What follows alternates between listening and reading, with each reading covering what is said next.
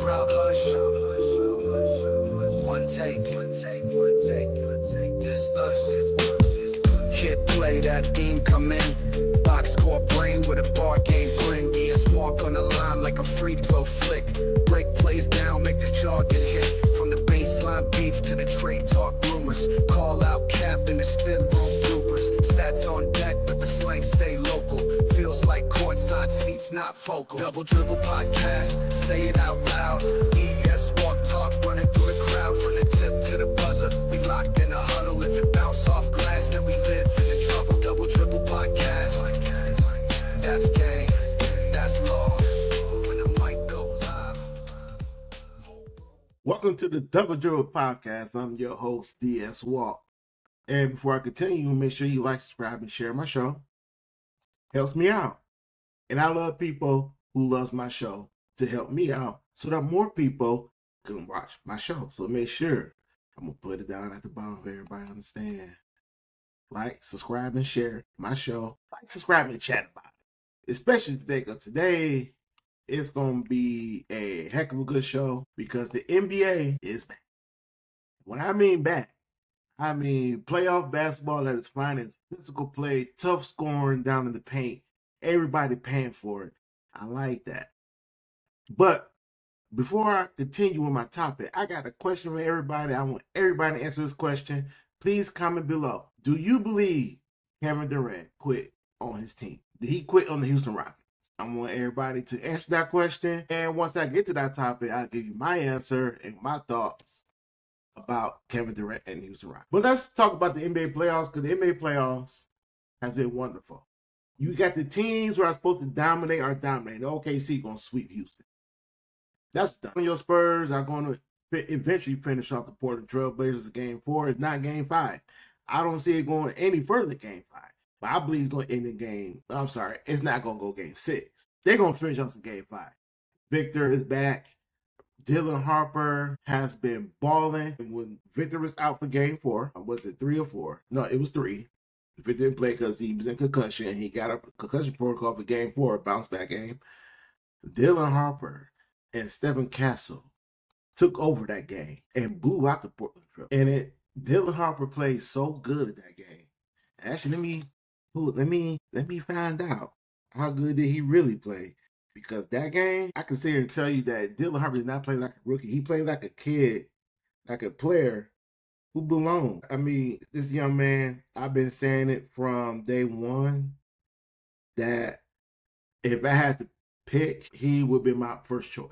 No disrespect to Cooper Flagg. I know Cooper Flagg brings to the table. Cooper Flagg is a great young player, but Dylan Harper is also a great young player. If I was going to be a young point guard, build a team around, Dylan Harper would have been that guy for me. And I also kind of felt that he could have been a number one pick as well. Again, he'll be my number one pick any other year, except for this past season because Cooper Flagg was in this draft. So if Dylan Harper was in this year's draft, de facto would have been the number one pick because he is just that good.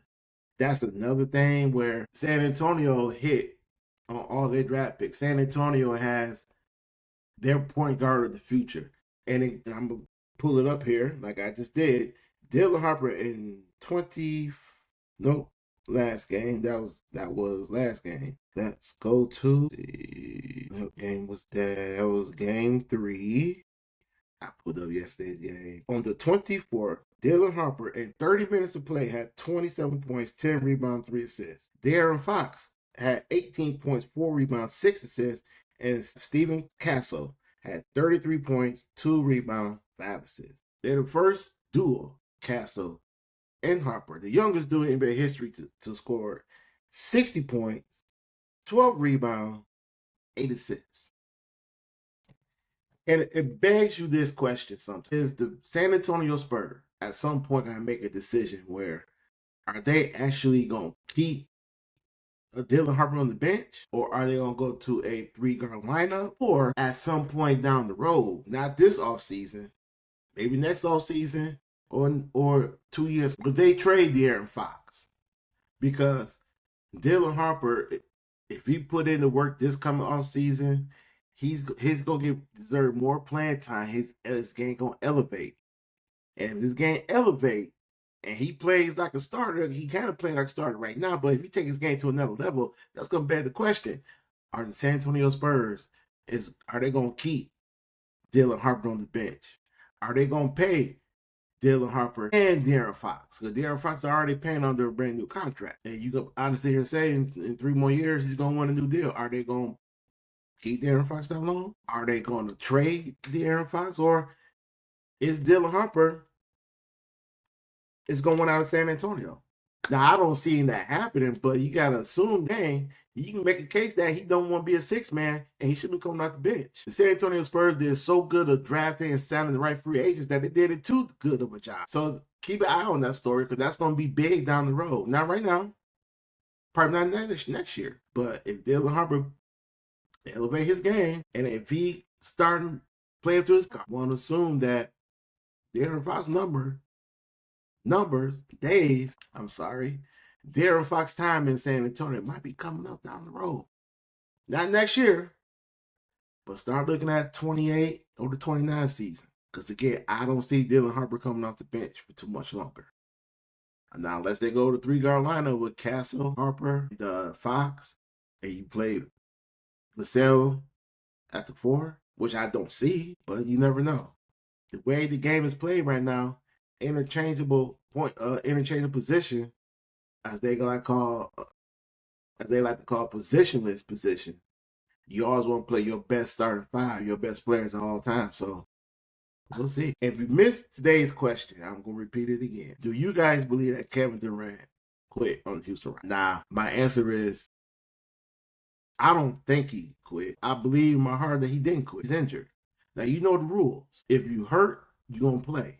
If you're injured, you can't play. Now, we don't know how bad that ankle sprain is. You know, the ankle sprain is no joke. Now, we all remember a long time ago in the NBA Finals with Isaiah Thomas severely sprained his ankle, but yet he was able to come back and play in that game and bust Lakers for 26 points in one quarter and won that game. But he wasn't able to barely walk after the game, and he barely did anything the last game.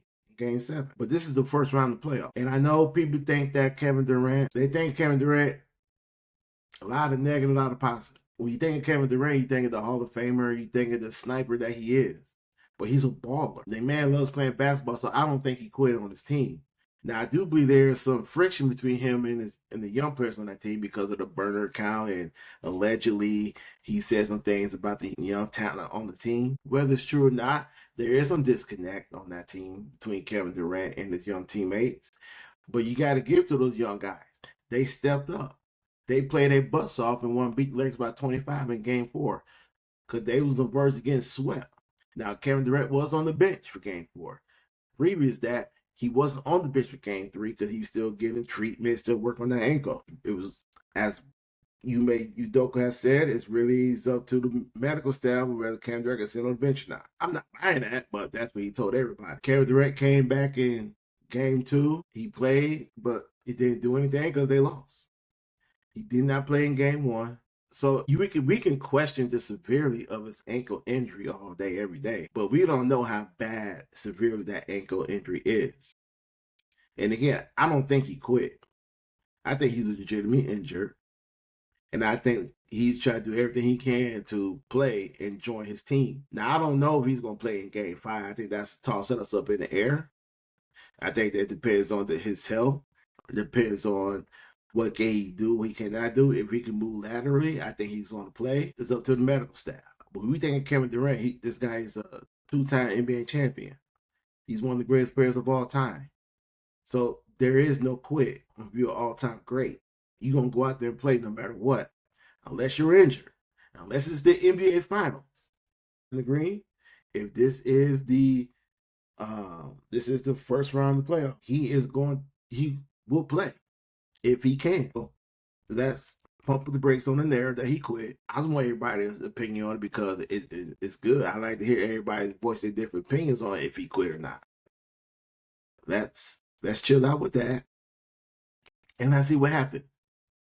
If more word come out during the off season about Kevin Durant and if his relationship with man Thompson and the big guy they started center, more stuff will get leaked out. We'll find out if he quit or not. But right now, the Houston Rockets need Kevin Durant. Regardless of the relationship he has with the team, and I know the chemistry of the team is more than anything, but right now they playing for their playoff slide. They playing for their playoff lives. Because we talking about a team that was going in as the favorites to beat the Lakers. Without Luka, without Austin Reeves, and the old LeBron James, the Houston Rockets were the favorite to beat the Los Angeles Lakers. Now the Los Angeles Lakers look like a team that's poised to not go to the second round, but they got a poised to go to the Western Conference Finals. Now we know last night was a setback. They lost by 25 points. But give all the credit to the words of LeBron James.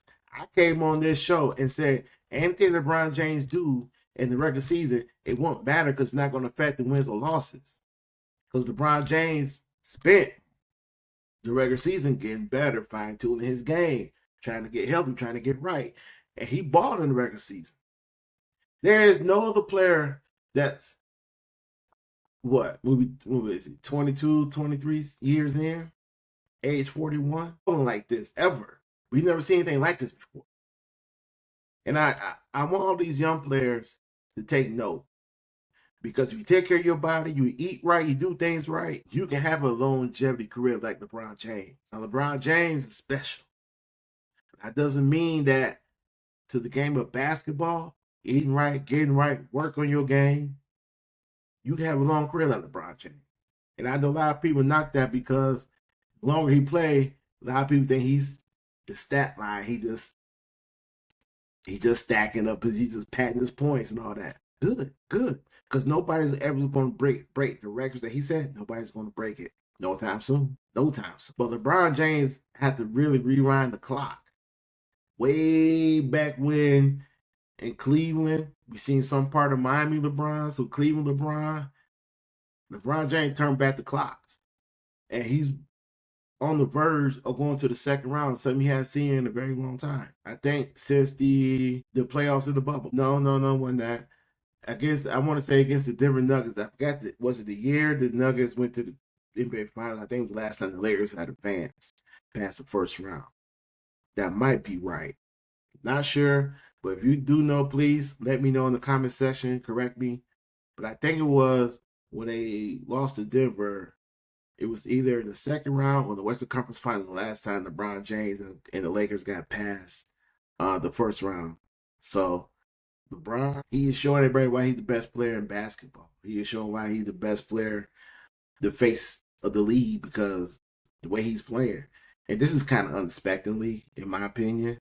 We all know LeBron is one of the greatest players, and we all know he's 41. And the one thing we said that, a 41-year-old guy cannot carry the team. He can't carry this team. He's older now. And he's going to need help. And was we wrong? Now, don't get me wrong. If Luka was there, if Austin Reed was there, I think the load would be a lot lighter. But LeBron, you got to give it to him. Give the man his credit. And I will say this: even when Luka and Austin Reeves come back, JJ Redick is going to have to make some changes to the point where I think LeBron James will have to go back to being the number one option because the way he's been playing this postseason, the first round, and to me, you going back with him at the third option, it doesn't make no sense. I'll keep LeBron the focal point of this offense. I make him number one option, and Luka and Austin Reeves, 2 and 3. But you would still get the same result from in the season, regular season. It's just that LeBron James will hand the ball more. LeBron James will be the focal point of scoring the basketball. And Luka, as a superstar in his own right, you will take a lot of pressure off of him because he's dealing with an injury. And when he comes back, he don't have to worry about doing everything, getting everybody involved. He can just focus on playing his game. And Austin Reeves, when he gets back healthy, all he can focus on is playing his game. Because LeBron James is going to open up everything for these guys to get easy baskets, to get easy points. So it's going to be interesting to see what JJ Redick going to do once Luka and Austin Reeves get healthy and rejoin this team. Now I do got the Lakers going to the second round. Whether Kevin Durant comes back or not, I don't see them beat the Lakers. I don't see this going 7 games. If KD don't play next game, it's really over. But I feel it's over regardless, no matter what KD play or not. But it's really over. And again, that's going to lend the questions to the Houston Rockets is if they lose in the first round and Luke Thompson and Alfred Sengun, do you trade them and bring in some more established veterans on this team? Do you finally go out and get a point guard that you should have gotten there in the trade deadline during the regular season where Fred VanVleet went down, but instead you didn't, and now this is where you at? Or trade Kevin Raphael Stone got a lot of decisions to make. But the one thing I can't say about Raphael Stone that he failed his team by not getting a point guard. And you had numerous opportunities to get one. You could have got Kobe White. And he's over there he's a backup point guard in Charlotte, where if he's with Houston, could have been a starter. You could have got Jaden Ivey. Now, Jaden Ivey, I know things didn't work out for him in Boston, but just imagine that young man playing in a winning situation instead of a losing situation. This man might have been right, and playing with a team where that's gonna give him an opportunity and a chance that gave him the keys to the franchise. That could have done something. They could have got Darius Garland. They could have got John Morant on the cheap. You know, the point guard position is very, very vital. It's very important. And Raphael Stone and the Houston Rockets is finding out the hard way. You need another guy on the court who's an extension of the coach to get everybody in position, to get everybody playing right. If it's more than anything, that's the glaring hole, and that's the worst kept secret, and that's what's more important to me than whether Kevin Durant quit on his team or not, is that they don't have a point. And by not having one, it's showing the flaws of this team and how they playing. And another interesting question is, do you keep Ime Udoka as your head coach? Does he survive this? You know, some people say get the coach out of here. That's fans. But I heard some podcasters believe that he won't survive this. I think he will. The man ain't had no floor general and was able to get this young team somewhat used to be connected to their star player, and he got on over 50 wins. So Ime Udoka has done a good job with the hand he was dealt with. I think he survived this. But I do believe that he might have made some changes on his coaching staff. And finally, another playoff series that I want to talk about is the Pistons and Orlando Magic. Now, you probably say, what about the other playoffs storylines? Yeah, the storylines that heat up around the NBA. Joe Embiid came back and didn't do any good for the Philadelphia 76ers. They got blown out by Boston. So that didn't do good, but it's good to see him come back. Hopefully, they'll be able to extend this series when they go back to Boston. Again, I don't see it, but it can happen. The Knicks and the Hawks is a very good series. I am a little worried about the Knicks because they're playing against a young, hungry team with some young legs who has no fear going into New York and beating these boys. The Atlanta Hawks did their job. They did what they're supposed to do. This game is tied up 2 games apiece. All the pressure was back on New York because they was the favorite to win this series. We didn't expect the Hawks to be competitive like this where they are. And if the Atlanta Hawks somehow, some way pull this off and beat the New York Knicks, they're going to force the Knicks to make some major changes, not only on the court with the players, but also in the front office. If you think Leon Rose's job is not on the line after not trading for Giannis, and this team craps out in the first round, you think James Dolan, who is bipolar than any owner in all the sports, you don't think he'll fire Leon Rose for spending all this money on Cat, trading 5 draft picks for Mikal Bridges, who was bench last game, and the only player that's showing up is Jalen Brunson, who is also struggling a little bit. You think James Dolan is going to forget about that? You think James Dolan will be okay with that? I don't think so. The New York Knicks need to get to the second round. The New York Knicks need to get past the Atlanta Hawks, and they need to get to that showdown against Boston. I'm going to get here and say that anybody need to get. They don't get to the finals like he wants them to. Heads are going to roll, changes are going to get made, and I would not be surprised if James Dolan cleans. This man fully believes that he has a championship team. He believes that. He sees the shortcomings of this team. He knows what Mike Brown is capable of doing as a head coach. He knows that Mike Brown is a flawed head coach compared to Tom Thibodeau, the coach that he had last year, and the coach that the players complain about, he complained about. That's why he's not there anymore. James Dolan probably know he downgraded on his coaching staff, but that doesn't matter because he has the talent to get to the finals. And if this coaching staff, if these players of Leon Rose, if they come up short, do not be surprised if James Dolan cleans. But other than that, this New York Knicks and Atlanta here has been loved. Just like I'm loving the Minnesota and the Denver Nuggets matchup. Now, Minnesota is up 3-1. And I'm going to say this. This is the rivalry in basketball. These two teams have been playing against each other for about 3 years, maybe 4 in the postseason. And the one thing we know about the Denver Nuggets is that when they play the Minnesota Timberwolves, it's a bad matchup. It's a very bad matchup. And what we also know is that Jokic is so frustrated that he can't play like Jokic. The Joker can't be the Joker because he's injured and he's banged up. And it's showing. I'm not saying he's playing average. What I'm saying is he's not having this type of game. When we think of Joker always gives us a triple-double. Joker always might give us 33, 35, 40 points. This man's giving us 22, 23, 25 points. Put it down 13 rebounds, 8 assists. Now, that's a hell of a stat. That's a great stat. But he's a great player, and he used to giving us great player type of games. Last game, he struggled so bad.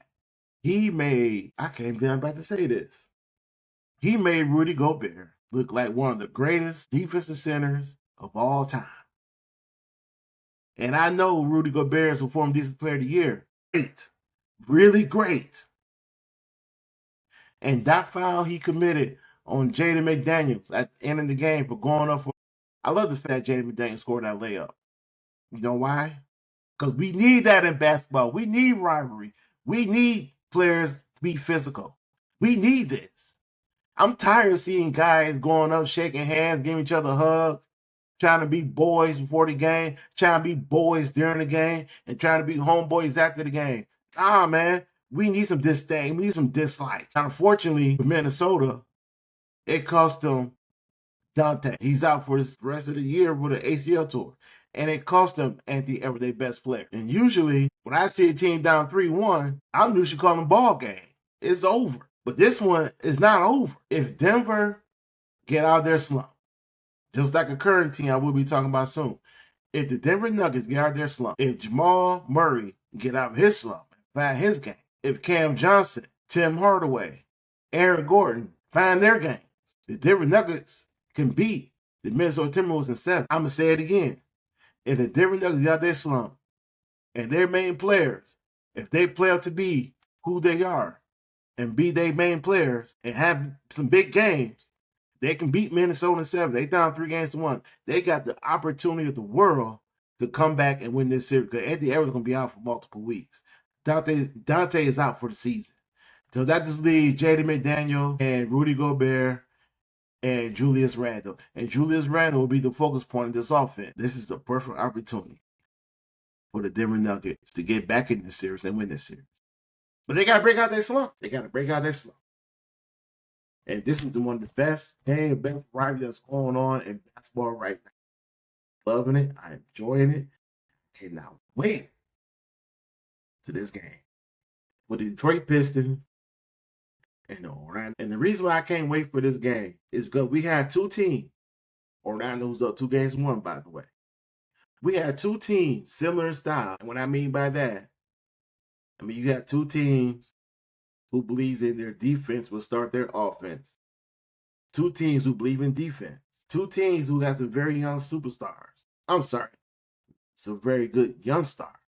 But there's only one superstar on that court, and that's Cade Cunningham for the Detroit Pistons. This game is big for the Pistons in so many ways that they have, when it matters, has outplayed Detroit. And the reason why they have been outplaying Detroit is because of one person who hasn't showed up yet, who hasn't introduced himself to the postseason basketball on the offensive side of the ball. And that's Jalen Duren.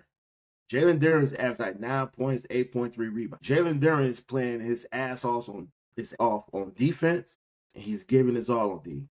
But Jalen Duren has been a missing factor on offense, to the point where people are starting to question it. Does he deserve his money that he's looking for? Because truth be told, this is where you earn your max contract. This is where you earn your money. Jalen Durant had a great regular season, but you want your money, this is where you earn it. This is how you get it. You cannot have a great regular season and come around and have a terrible postseason. You can't get a max contract. You can't justify asking for a max contract. You can't. One of the reasons why the Pistons didn't get a second scorer is because of Jalen Durant, because they believe he's their second option. Jalen Durant has been playing like a guy that he forgot how to play offensive basketball. He is playing like he is the fifth or sixth option on this team. In reality, he's the number 2 option. We have seen in the regular season, Jalen Durant could take guys off the dribble. Jalen Durant could create shots for himself and for others. Where's it been? We might see it in short spurts here for 1 or 2 minutes. We haven't seen it for a full game. The sole reason why the Pistons are down 2-1 is because of Jalen Durant. He has to step up. Jalen Durant has to be Jalen Durant. He has to step up and find his offensive game. He's playing very well. Offensively, he's been sucked. And not only that, Jalen Durant is being outplayed by Wendell Carter Jr. Last game, Wendell Carter Jr. had 17 rebounds. Jalen Durant couldn't even sniff. When the Pistons was up 105-104, Wendell Carter Jr. was getting key rebound. And Orlando Magic's win 113-105 against Detroit last game. Wendell Carter Jr. played Jalen Durant. He's getting key rebound, key putbacks. He was getting the ball out of his hand. He was forcing Durant to bad shots. He was forcing Jalen Durant to do things that he wasn't comfortable doing. To the delight of Angel Reese, who was happy that Wendell Carter was outplaying her ex, Jalen Durant, allegedly, her ex-boyfriend. Didn't know that until I see it on Yahoo. If the Pistons is going to bet and get back in this postseason game and dominate the Orlando Magic, Jalen Durant has to show. He can't be sitting on the bench.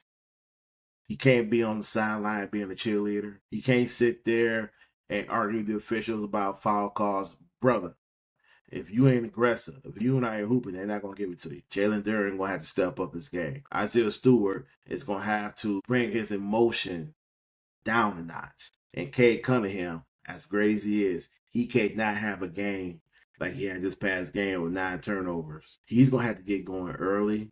He's going to have to get Jalen Durant going early as well.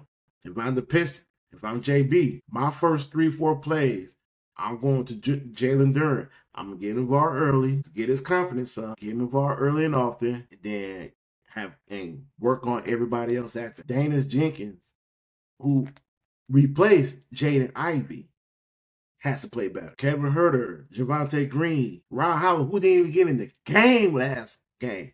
Orlando Magic has confidence. They know that they match up well against Detroit. And they know that this matchup is what Detroit did not want. Because when the Pistons look at the Orlando Magic, they see themselves. They ain't want this matchup. Franz Wagner is ball. Paulo being super aggressive, reckless at times. But he is starting the ball. Desmond Bane, I'm still waiting for him to miss a bad 3 because he was 7 for 7 shooting the threes at one point.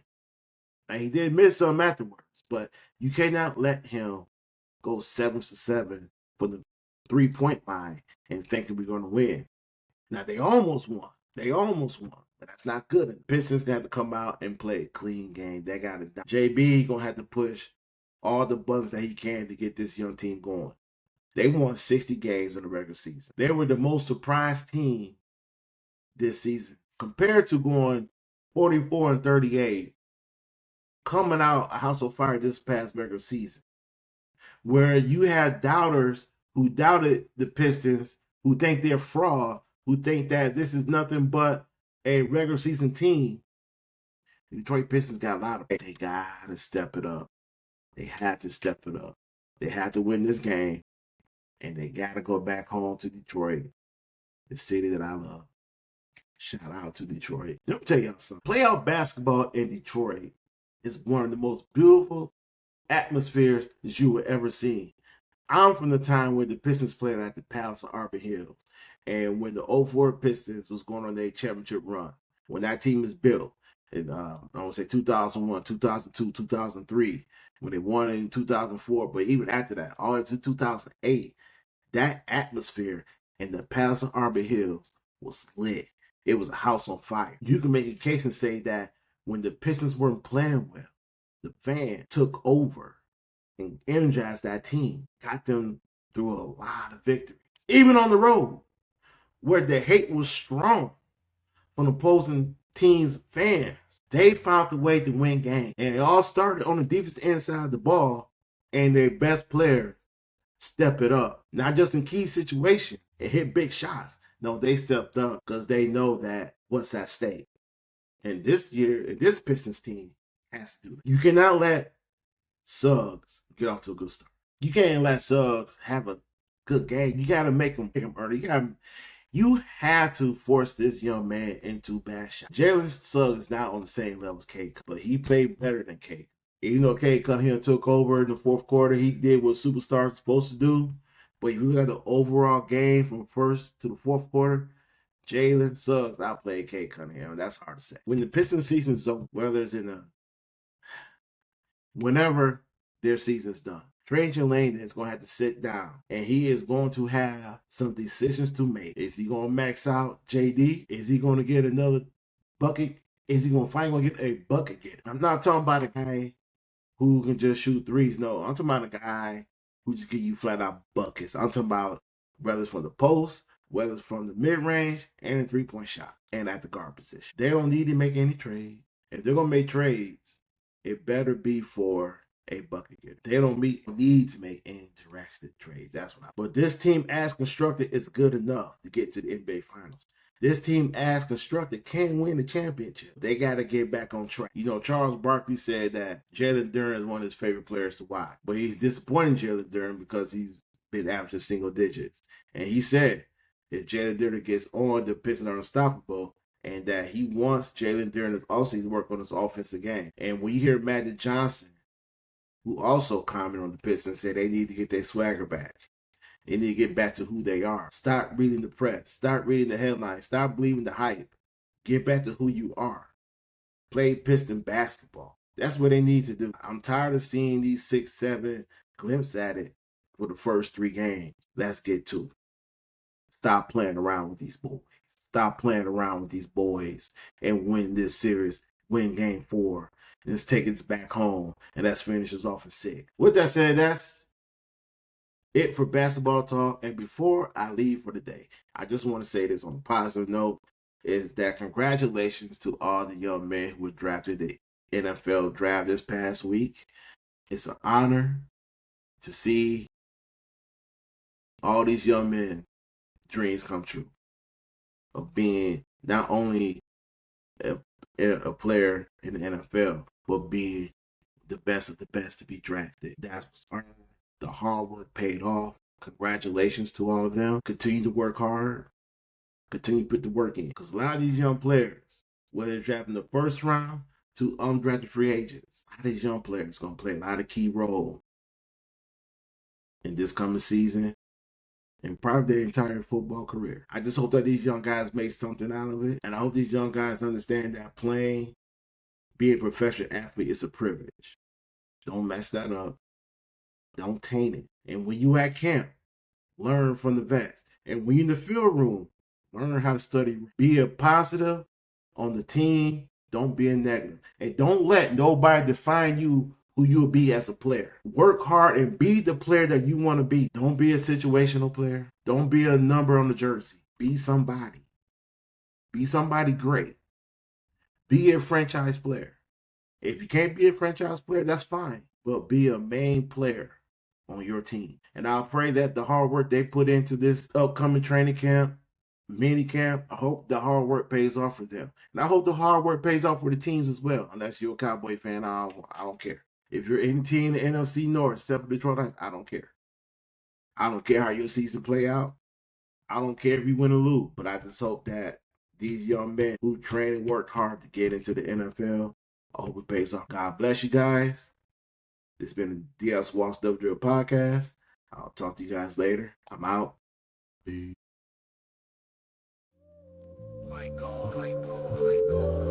Crowd hush. take. This us.